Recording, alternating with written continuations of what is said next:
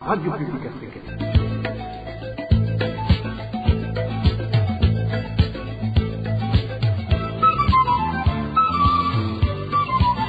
Radio Public Africaine.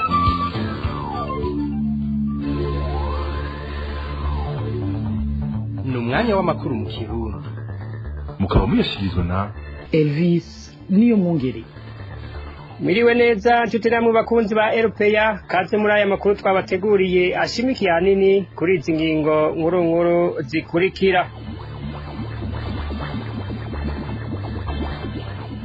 Inyuma yaho hamenyekaniye ko hari ishyirahamwe riri mu Burundi ryakoze mu kinyegero imyambaro ya gisirikare y'ibihugu vya Kongo n'u Rwanda. Muri Kongo aco bashima kubivuga ko, ariko mu Rwanda ho bakaba bamenyesha ko batigeze bakoresha iyo myambaro mu Burundi. Ikinyegeje inyuma y'ikorwa ry'iyo myambaro gushika ubu kikaba kitaramenyekana.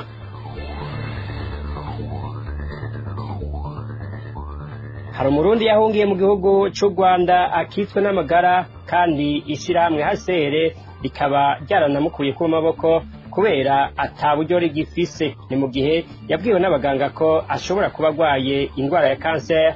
Uyo murundi asaba wese abishoboye kumugarukira ko kugira ashobore kwivuza. Nayo nk'uko bisanzwe ku misi yose ya kane igice ca kabiri c'amakuru cahariwe ikiganiro ako hambere, uyu munsi tukaba yagira kubijanye n'ikibanza c'inzoga mu muco w'abarundi. Aya n'ayandi ni mu Kaisase. Ndabaramutse nongere ndabahe n'ikaze mu idonido.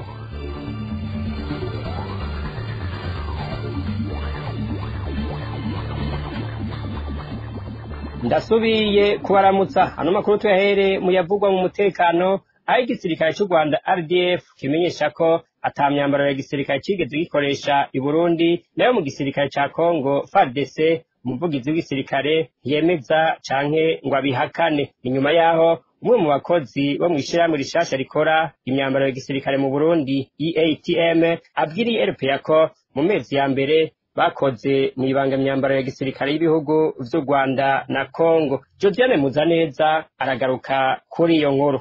Mu makuru yacu yo kuri wa gatatu twarababwiye ibijanye n'imyambaro ya gisirikare y'ibihugu vy'u Rwanda na Kongo yakorewe mw'ibanga mu Burundi, ikozwe n'ishirahamwe rishasha EATM riheruka kugurwa ku mugaragaro n'umukuru w'igihugu Evariste Ndayishimiye hari ku wa gatanu igerekerezo rya 28 Munyonyo uyu mwaka wa 2025. Amakuru duhabwa na bamwe mu bakozi b'iryo shirahamwe yemeza ko ivyo bikorwa vyakozwe mw'ibanga rikomeye, biboneka ko vyarimwo ibinyegezwa. Mu gisirikare cy'u Rwanda babwiye uruganda rwa RPA ko ata myambaro ya gisirikare bigeze canke barigera bakoresha mu gihugu cy'u Burundi, uretse ko ata vyinshi bashatse kuvuga kuri iyo nkuru. Ku ruhande rw'igisirikare ca Kongo, umuvugizi w'ico gisirikare yabwiye uruganda rwa RPA ko ico kibazo c'imyambaro ya gisirikare ya FARDC kitamuraba, mu gihe twari tumubwiye ko ariwe twibaza ko ajejwe kwishura ku bibazo byose biraba urwego rw'igisoda ca Kongo. General Sylvain Ikenge yatubwiye ko atajejwe ivy'ibikoresho n'imyambaro y'igisirikare. Tumusavye kutubwira uwo twobaza ntiyasubiye kutwishura. Ni mu gihe abatari bake bibaza imvo zituma iryo shirahamwe EATM ry'i Burundi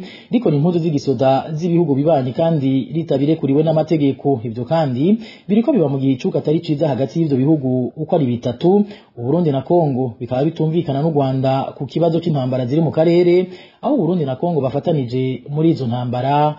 Mbere hakaba hari n'abibaza ko Burundi na Kongo bashobora kuba bafatanije muri izo zo gukora mu kinyegero impuzu za gisirikare z'igihugu cy'u Rwanda. Jodiane Muzaneza. Dutandukire ubu naho amakuru avugwa mu bijanye n'amagara y'abantu, aho kutaronswa amazi meza be no kubura utuzu twa sugumwe rusangi ari zimwe mu mvo nyamukuru zituma ikiza c'indwara ya kolera kiriko kirarandagata ku rugero runini ku musozi wa Mvugo uri muri komine Nyanza intara ya Burunga. Abanyagihugu bavuga ko biturutse kuri iryo kena ry'utuzu twa sugumwe rusangi abantu baca bituma mu kiyaga Tanganyika, kandi ariyo mazi basigaye bikorako mu mihana iwabo. Ni inkuru tubaza na Deje Irakoze.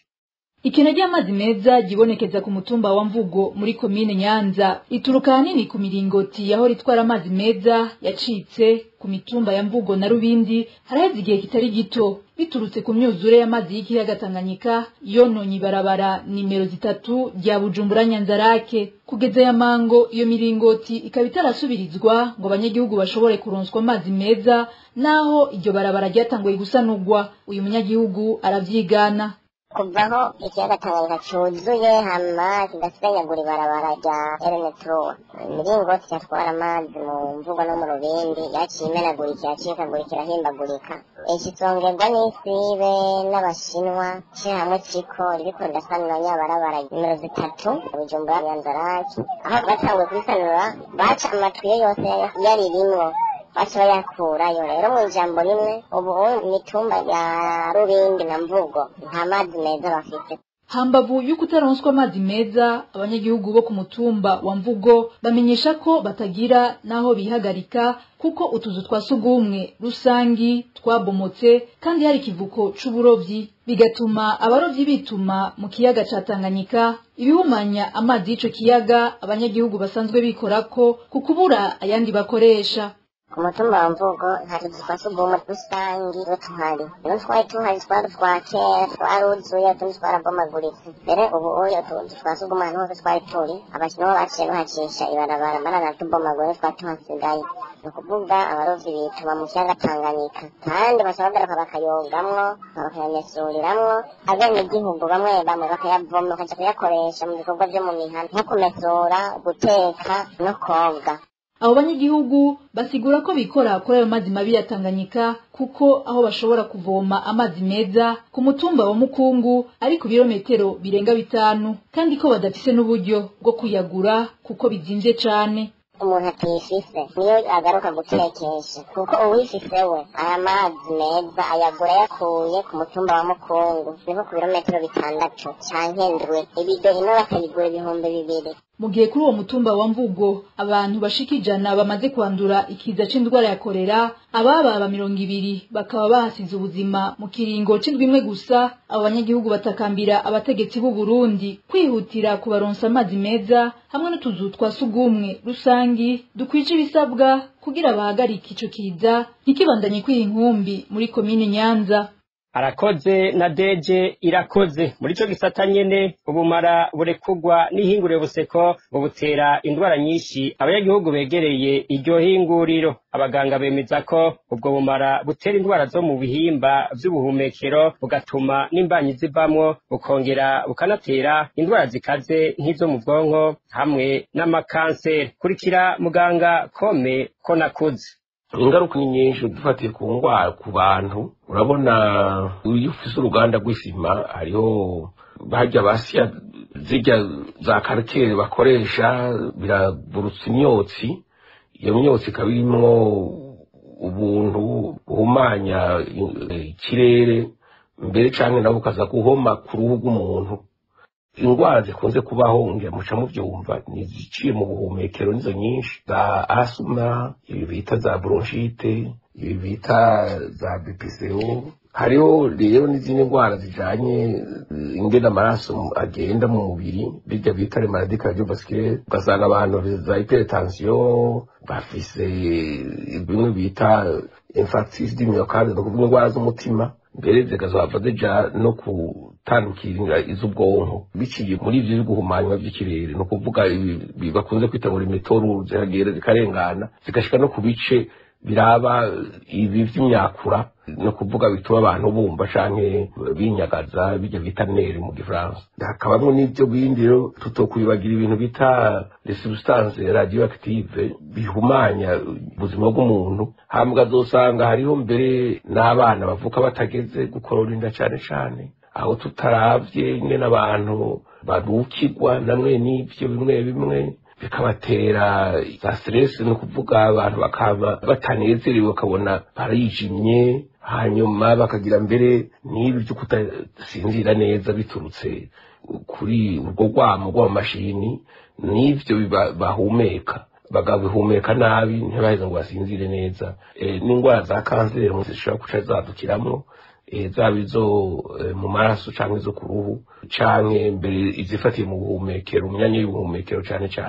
Abanyagihugu begereye Buseko bagize imiryango irenga 300 bamaze imyaka 9 batabaza leta ko yorokora ubuzima bwabo kuko bamaze gutangura gushikirwa n'izo ngaruka abaganga basigura, ariko leta ikica amatwi. Bamwe muri abo banyagihugu begereye ihinguriro Buseko baganiriye na RPA bakaba bamenyesha ko ku munsi wa kabiri w'ino ndwi hari umugwi wazindutse muri iyo mihana yabo kubabaza no kuraba ingaruka iryo hinguriro ribagirako. Nari nabibabwiye mu ncamakeya y'amakuru, hari umurundi yahungiye mu ikambi y'Imahama iri mu gihugu kibanyi c'u Rwanda atabaza. Ni mu gihe afise indwara imubangamiye amaranye amezi arenga ku 8, indwara bakeka ko yoba ari kanseri, agasaba abagira neza kumugarukira kuko ishiramwe hasere ryo ryamaze kumumenyesha ko ritabishoboye kubera bisaba uburyo bwinshi. Dinye Karondo yashoboye kuganira n'uyo murundi, aramubwira uko amerewe.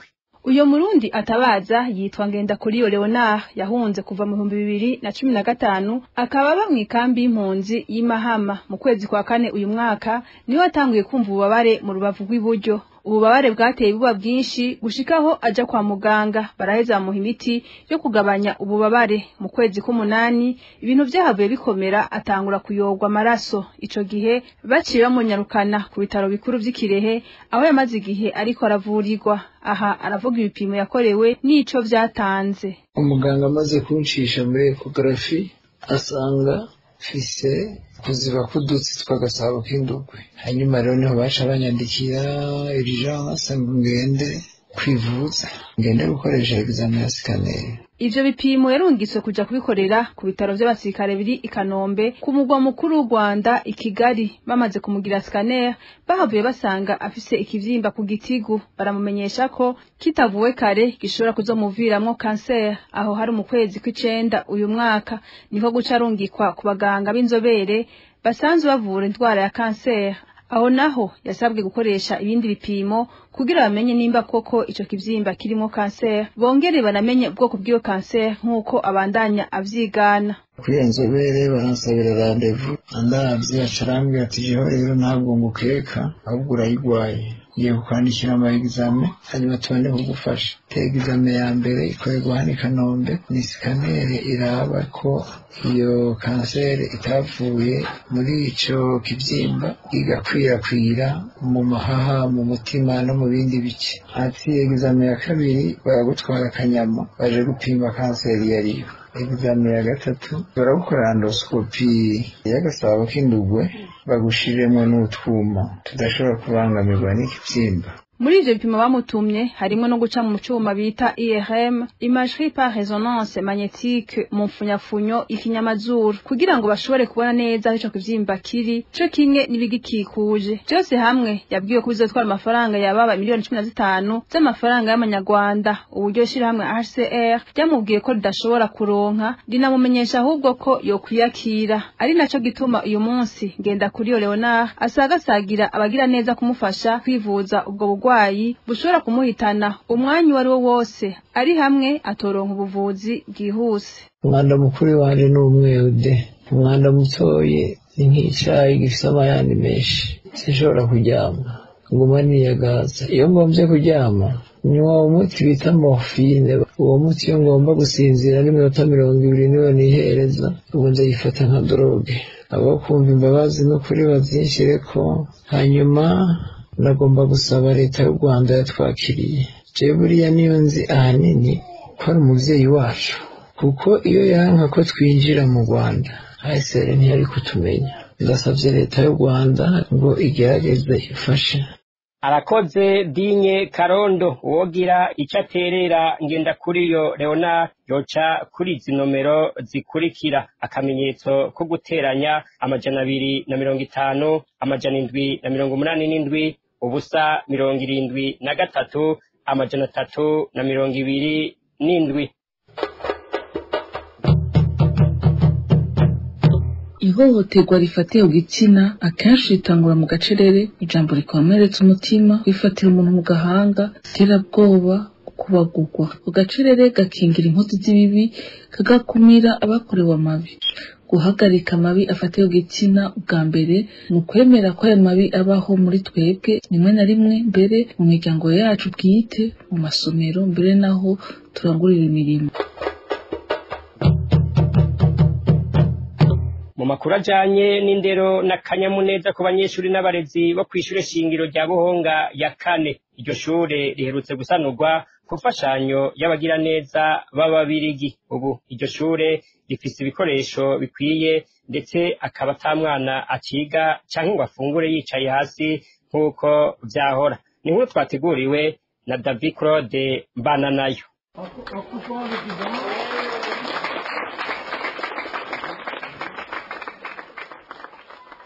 Ahari kwa 22 Munyonyo uyu mwaka wa 2025 igihe hari kwashikirizwa icese inyubako hamwe n'ibindi bikoresho vyari bihejeje guhabwa ishure shingiro rya Buhonga ya 4. Mu nyubako zashikirijwe hakaba harimwo ubwiherero bushasha nkuko bishikirizwa na Colonel Michel Rocco, umwe mu bagira neza b'ababirigi bafashije kugira ngo ico gikorwa kirangurwe.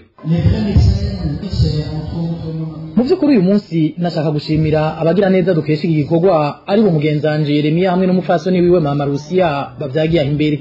Aba nibo bitanze mu kubaka ububwiherero buteye igomwe mubona ibizofasha mu kurushirizaho kwigisha ibi bibondo ibijanye n'isuku gutyo dushobore kurinda abana indwara zifatiye ku isuku rike zikunze kubabangamira. Uwo mugambi wo gufasha iryo shure shingiro rya Buhonga ya 4 wavuye mu kiyago witwa Nestor asanzwe ari umuyobozi w'iryo shure yagiranye mu mwaka wa 2015 n'uwo Colonel Michel Rocco yakoreye mu Ngata. Uretse rero ubwo bwiherero harubatswe n'inzu y'uburiro ifise ivyangombwa vyose harimwo intebe n'imeza, ibirasi vy'amashure, intebe abana biga bicayeko, ibibaho, ububati hamwe n'ibitabo mfashanyigisho n'ibindi. Colonel Michel Rocco n'abandi bagira neza bakoranye ico gikorwa bakaba basaba abandi bafise umutima wo gufasha gusahiriza amashure atari make yo mu Burundi yugarijwe n'ingorane zitari nke kugira ngo abana bashobore kwiga bagonokewe gutyo igihugu kiramure incabwenge zibushitse. Mumenya ko uyo musirikare wo mu Bibirigi afise ipete rya Colonel yanaronkeje iryo shure abigisha babiri hamwe n'umunyezamu azorarira neza ivyo bikoresho. Abo bose uko ari batatu akaba ariwe azobihembera ku giti ciwe abifashijwemwo n'inshuti ziwe.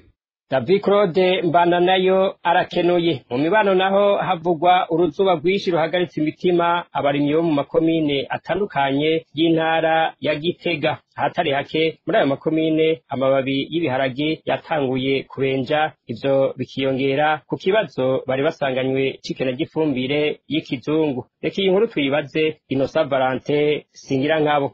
Kuvaho imvura itasuriye muri zone Giheta ya komine n'intara ya Gitega, abarimyi bo muri ako gace bose baciye basidukana n'iyonka batangura kurima amatongo yabo bizeye ko ikirere kizogenda neza. Uretse ko bamwe mu barimyi baho mu Giheta bateragiye imbuto z'ibigori n'iz'ibiharage mw'isi itarimwo ifumbire y'ikizungu kuko bayibuze, bamenyesha kandi ko ikirere catanguye guhinduka kuva mu kwezi kwa Munyonyo aho imvura yatanguye gucika. Uyu munyagihugu twaganiriye avuga ko amababi y'ibiharage yatanguye kuma mu murima wiwe.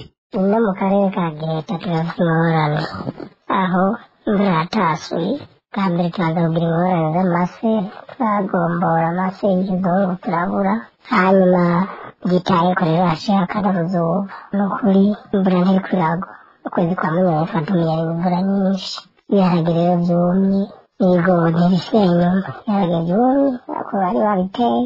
Muri komine ya Mwaro naho y'intara ya Gitega bambaza Rurema ngo imvura isubire kugwa kuko kuvyo babona atamwimbo mwiza biteze. Muri bino bihe abantu b'abarimyi turi mu bintu by'ibibazo biteweho, aho imvura igwa nabi cane, imirima yose ari ikiruma kubera kubura imvura.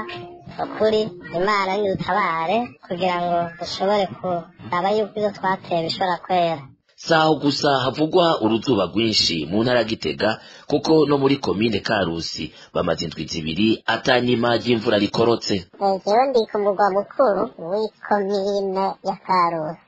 Haheze igihe kiba kiriko kirarenga indwi zibiri ata mvura ikorotse.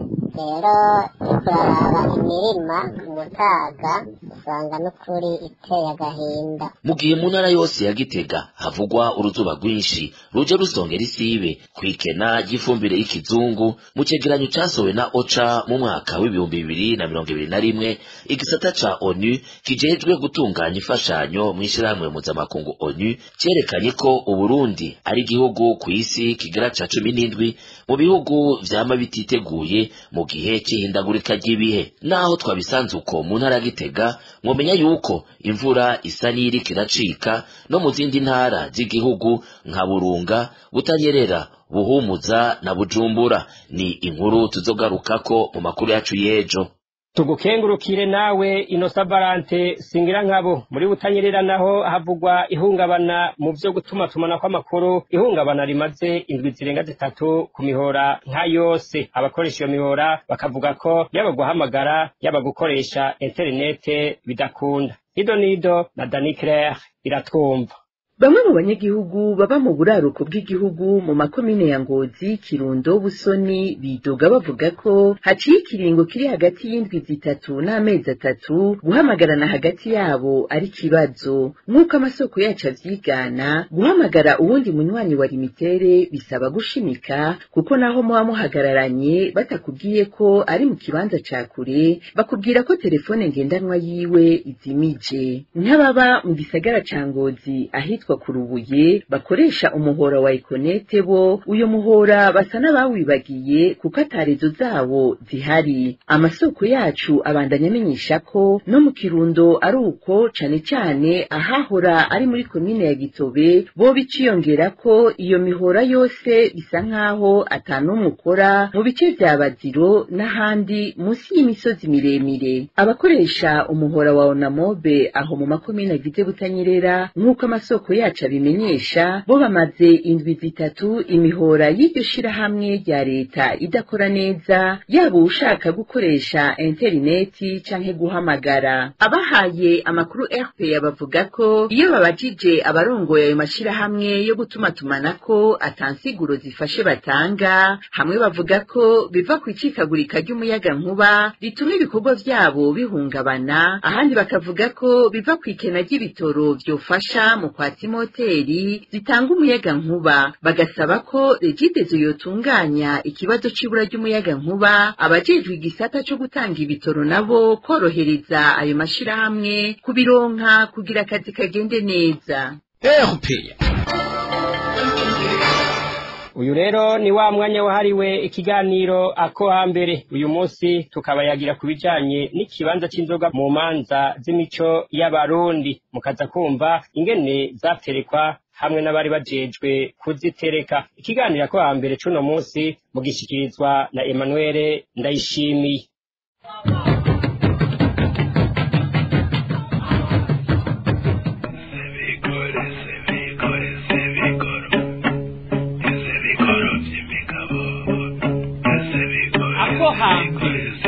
Ikiganiro ca kahise, amayagwa n'imigirwa n'imigenzo y'ikirundi.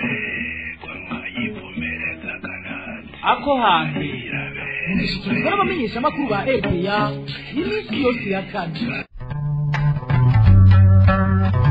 Ndabaramukije amahoro y'uhoraho bakunzi b'ibiganiro vya radio RPA, nkabanda bahaye n'ikaze mu kiganiro cacu ako hambere co kuri uyu wa kane Kigarama umwaka w'ibihumbi 2025. Aho hambere inzoga cari igikoresho ciza mu manza z'umuco w'abarundi, cari ikimenyetso c'ubumwe, nico gituma inzoga zatangwa hisunzwe ikibanza barimwo. Inzoga zari zifise amazina atandukanye bivanye n'urubanza, yaba imanza z'umunezero canke imanza z'igihe c'umubabaro, haba gusaba inka, haba gusaba itongo canke umugeni, haba kwatigwa, kwimika abashingantahe canke abaganwa n'ibindi. Ikiganiro cacu turaza kurabira hamwe ubwoko bw'inzoga zatangwa mu muco, ingene zaterekwa, abari bafise uburenganzira bwo kuzitereka n'abo zari zigenewe. Ivyo ni bimwe tubayagira muri kino kiganiro ako hambere c'uno munsi, tubifashijwemwo n'umutumire wacu Jeremy Hatangimana, umunyakaranga akaba n'umumenyesha makuru. Nayo kino kiganiro mugishikirizwa na Emmanuel Ndayishimiye. Sangwa ikaze.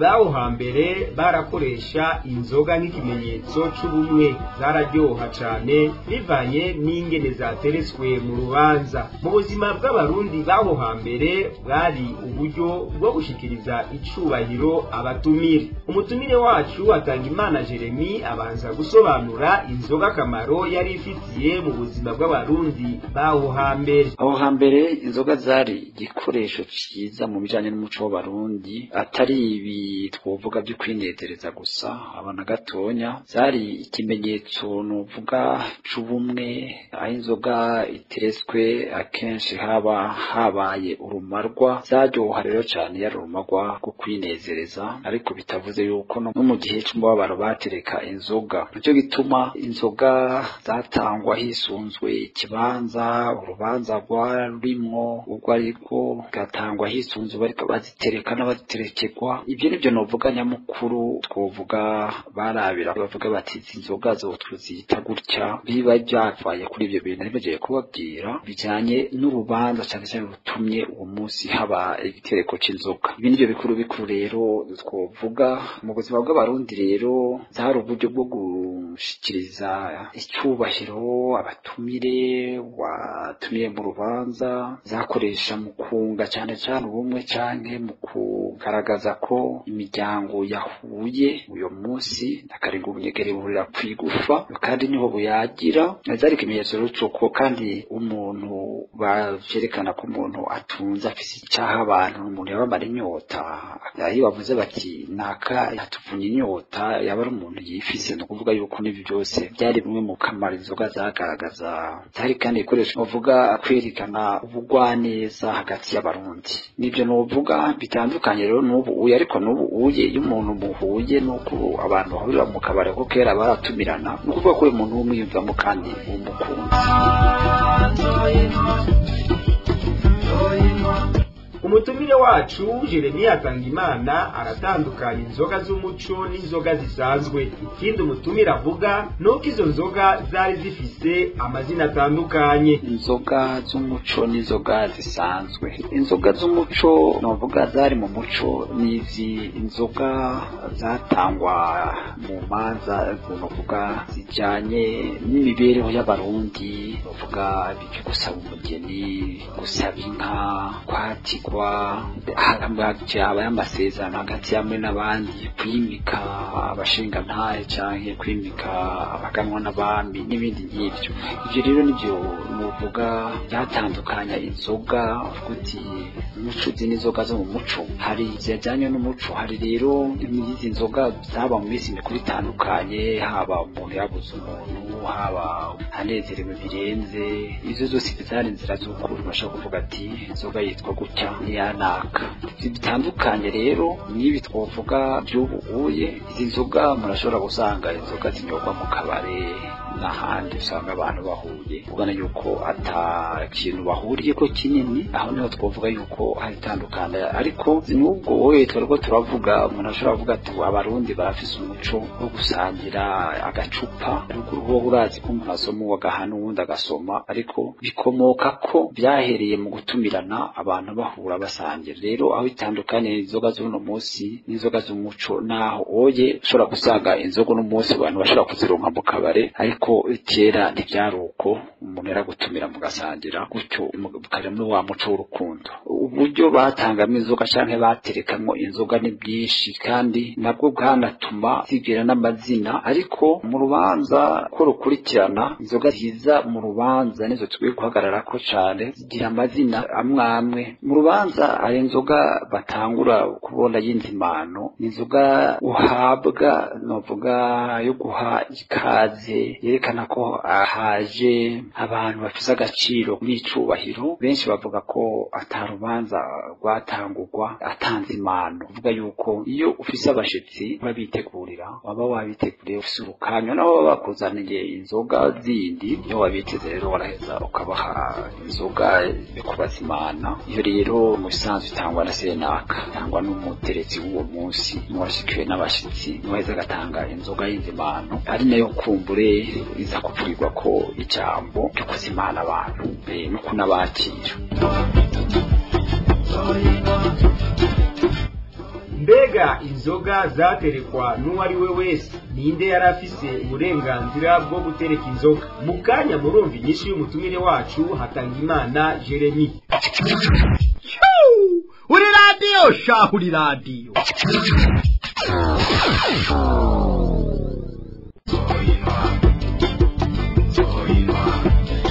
Nubu ikiganiro nako hambere inzoga nizaterekwa n'uwari we wese harabari bazigenewe bivanye n'uwo muco. Umutumire wacu Jeremy Hatangimana akaba arivyo agomba kuduha ko umuco. Abantu babinjiye mu rubanza nyezina baraheza bakazana inzoga y'inyongera bakongeza bakuhiza cyangwa umuhiro inzoga y'ukongera abantu kugira ngo kumbure abatashize inyota bashira inyota, ariko ni n'uburyo bwo gukora muzo baba bakuzaniye mugihe bakugendeye nawe ukabongera mu zabo canke nawe wabuzifise ukanabongera no muzi wawe biva n'uburyo bw'umwe. Bashobora kuba batarifisanye inzoga nyinshi ariko we uzifise ukabongera maze bagashira inyota. Iyo rero baje ari abashitsi bafise ijambo baje mweko muraganira no kuvuga yuko aha muri izi nzoga z'inyongera niho yashobora kumwe canke zibiri bivana nuko mwa muri ko muraganira. Baraheza bagasaba inzoga y'agasingura cumu no vuga yayindi bavuga bati muduha amagaba baba ariko basaba ko botahuka. Iyo oye rero yaratangwa ikanavuga ko n'ijambo. Inzoga mu muco zaterekwa n'abagabo b'inararibonye canke umushinga ntahe nyenirembo mu bisanzwe no yatereka hanyuma yoba yateretse uwo munsi, ariko abashinga nayo nibo bazifata bakamenya uterekera abakungu uhagaze mu kibanza cy'abashinga naza kubaterekera. Ibyo byose rero byakorwa mu ngaho nyene, ariko umukuru wa byose ni nyene urugo. Cyanashika rero hakaba rimwe na rimwe hari nk'umuntu ahagarariye umuryango wagize urubanza, ibyo byaraba ugasanga niwe avuze ijambo ryo gutereka inzoga y'uwo munsi. Ibyo byaraba byakorwa kandi mu majambo y'icubahiro kandi hakurikijwe amategeko y'umuryango. Uko umuryango waba wubatse niko aheza bagatereka. Nta mwana rero canke umusore canke inarugo yatereka inzoga, eka ibyo ntibyaba hatereka senaka canke uhagarara umuryango yatowe mu muryango akaba ari we atereka inzoga z'uwo munsi, kuko urumva yuko yaba ari umuntu mukuru, yaba ari umuntu yumvuga yimiswe mu ibanga ryo guhagararira uwo munsi guteka muri uwo munsi mukuru. Icyari kintu rero bapfa gusimbira ko mu gihe turi mu nzoga zijyanye n'umuco wacu w'ikirundi.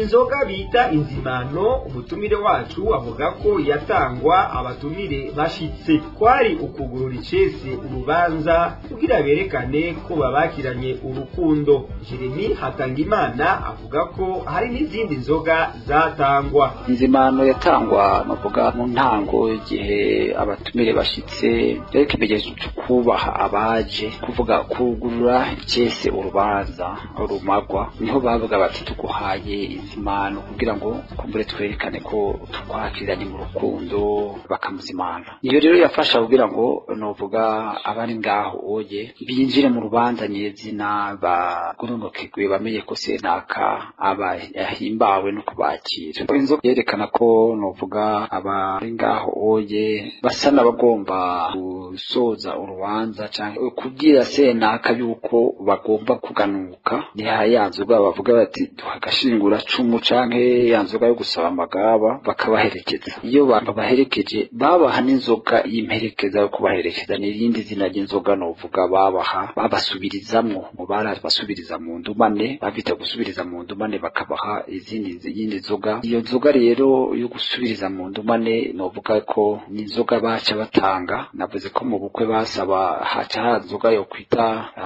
kuti inka canke iyo basabye inka, ibyo byaraza. Ariko rero mu rubanza rundi rusanzwe naho bavuga bati duhe agashingura cumu. Inzoga rero yuko basubirizamwo yayindi vuga uti sanga bavugira ko bati nimwagera mu nzira akagira muze kwitwa n'inyota canke nimwashika iyo mugiye muze kwiduhera abo mwasize hariya. Ugasanga inzoga yo kubaherekeza canke no kubasubiriza mu byo bazanye, nta muntu yakugemurira nawe ntumusubirizemo pese wabibuze, ariko bifise waramusubirizamo.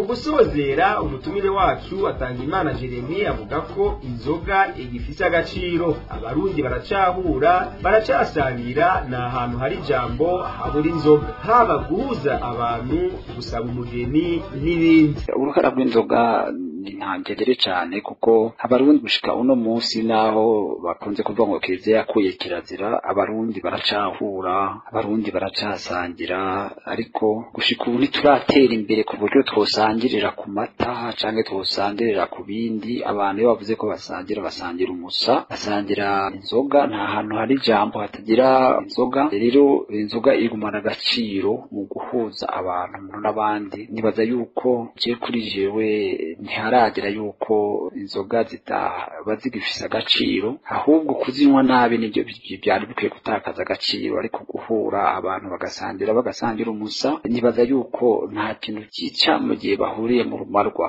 Reka abana gatonya haba rero gusaba inka bagusaba itongo haba guhuza abantu mu buryo ubu canke ubundi. Nibaza yuko ni byiza ko abantu basangira umusa bicara ko bariko baravugana, kuko nibo kwicara uri kurarya cyangwa uri kurakora ibindi bintu ntimushobora kumara umwanya ngo mushobore kugekepfukira mu bufunditse. Niyo nico gituma haza uyu mugigo wo kunwa ikintu wo gusangira urukanywa. Rero nibaza yuko gushika n'uno munsi inzoga ziracafise kuri jewe, inzoga iracafise akamaro ko guhuza abantu ko kwicara bariko baraganira kandi bahimbawe.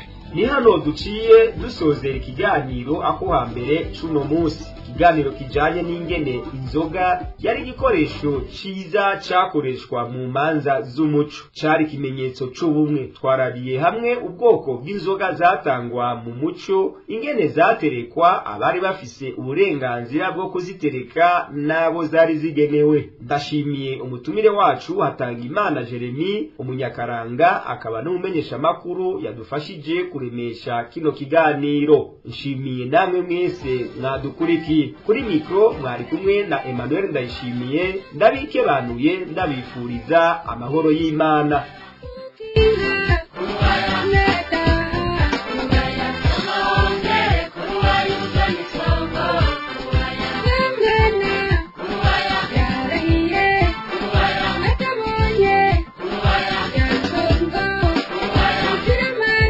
Cari ikiganiro ako hambere, imigenzo amayagwa n'imihigo yabo hambere tubiragabana ako hambere.